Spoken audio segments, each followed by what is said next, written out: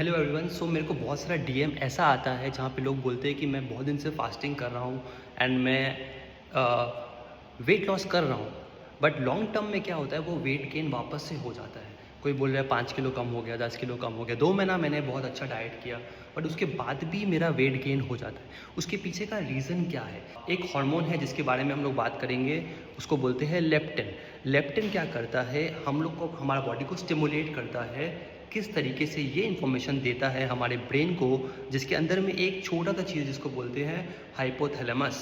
Hypothalamus को indication देता है कि हमारा बॉडी एक क्रैश कोर्स में चला गया है, हमारे बॉडी में जितना फैट का रिक्वायरमेंट था उससे कम हो गया है।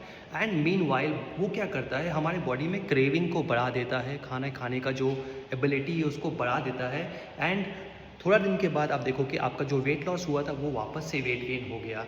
ये रीज़न खाली यही है कि आपका जो लेप्टिन है वो इंडिकेट करता है हाइपोथैलेमस को कि आपके बॉडी में कुछ कॉम्प्लिकेशन है।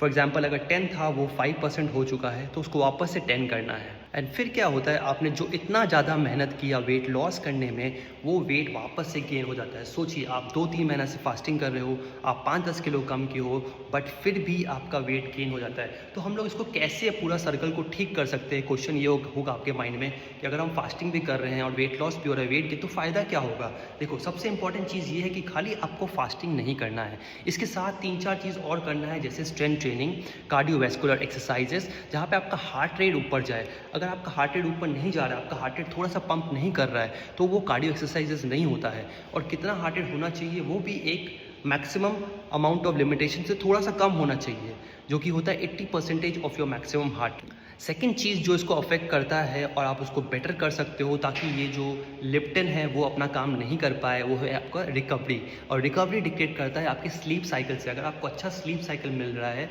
तो ये सेकेंड चीज़ है, आप इसको ठीक कर सकते हो एंड आपका वेट लॉस वापस से उतना ही रह सकता है जितना आपने किया था। और थर्ड चीज़ जो कि बहुत इंपॉर्टेंट है, आपका स्ट्रेस लेवल। अगर आपका स्ट्रेस लेवल बहुत ज़्यादा हाई रहता है तो चांसेस ये है कि आपका जो लेप्टिन है वापस हाइपोथैलेमस को बोलेगा कि आपका कैलोरी डेफिशिएंट में हो, आपको क्रेविंग होगा, आपका मूड स्विंग होगा और आपको अच्छा मीठा खाने का मन कर सकता है, जंक खाने का मन कर सकता है। तो आप इससे बच सकते हो अगर आपका स्ट्रेस साइकिल बेटर हो तो।